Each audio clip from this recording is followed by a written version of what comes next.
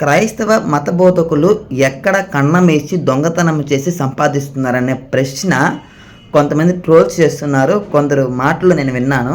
ఒక చిన్న మాట సార్, గుళ్ళో పూజారులు పంతులు ఉంటారు, వాళ్ళు ఎక్కడ కన్నమేసి దొంగతనం చేసి సంపాదిస్తున్నారని అదే మాట ఒక క్రైస్తవుడు తిరిగి మిమ్మల్ని వేస్తే ప్రశ్న ఏం చేస్తావు? ఇప్పుడు బైబిల్లో ఉంది 10వ వంతు దర్శన భాగం అంట, లేకపోతే వర్ధిలింపబడే కొలది ఇమ్మనుంది కదా, అంటే దర్శన భాగము పేదల్ని పిండుతున్నారా అన్నట్టుగా మాట్లాడుతున్నావే. మరి గుళ్ళో కూడా నిలువు దోపిడి అని ఒక పదం విన్నా. వెంకన్న గుళ్ళో నిలువు దోపిడి ఉన్నదంతా సమర్పించడం ఎందుకంట? రీజన్ ఏంటి? పెళ్ళిళ్ళలో తద్దినాలలో మరి పాస్టర్లకి డబ్బులు అడుగుతారు, డబ్బులు ఇవ్వాల్సి వస్తుందా కదా. ఫ్రీగా చేయరా పాస్టర్లు అంటున్నావే.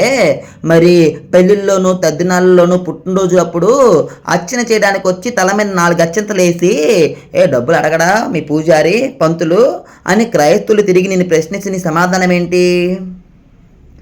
ప్రశ్నకి సమాధానము చెప్పి నేను ప్రశ్నిస్తా. అర్థమవుతుందా? సరియైన రీతిగా ఉండు అంతే. క్రైస్తవ మత బోధకులపై తప్పుడు ప్రసారం చేసామనుకో, ఇంకా మీ పంతులు గారు ఒకరోజు వచ్చి శటకోపురం పెట్టి 4 అత్యంతలు వేసి పోతారేమో.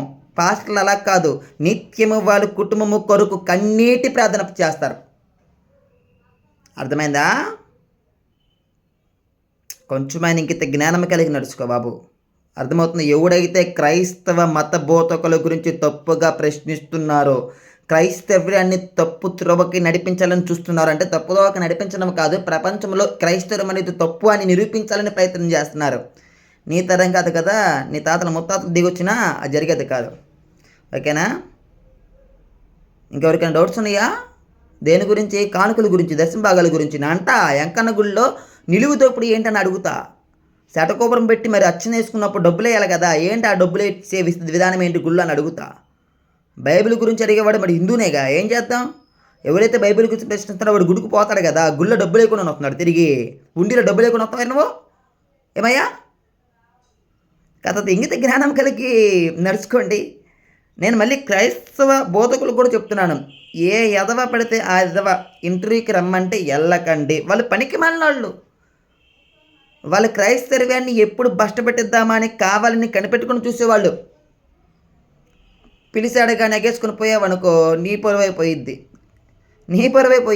అట్లాంటి ఎదవల దగ్గరికి వెళ్ళకండి. వాళ్ళు ఎదవ అనకూడదు. Sorry, I'm very very sorry. వాళ్ళు పనికి మాలినోళ్ళు, ఎన్నిక లేని వారు, దుర్మార్గులు, నీచులు.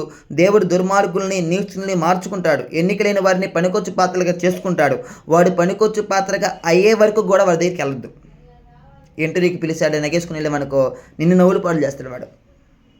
అర్థమైందా ప్రియ సహోదరి సహోదరుడా? ఎవరికైనా హిందుత్వంలో ఉన్న వారికి డౌట్ ఉంటే క్రైస్తవ యొక్క కానుకల గురించి అడగండి నన్ను. అంటే హిందుత్వంలో ఉన్న వాళ్ళు మరి పట్రాని బ్రాహ్మణ్స్, మీ గుళ్ళో బ్రాహ్మణుడు ఉన్నాడుగా పూజారి, చర్చిలో కూడా పాస్టర్ గారు.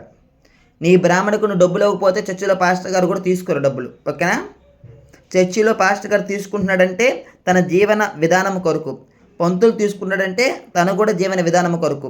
గుళ్ళో పంతులు చేస్తే 5 నిమిషాలు అత్యంతలు వేసి ఏదో 4 మంత్రాలు అర్థం కాని మంత్రాలు చదువుతాడు.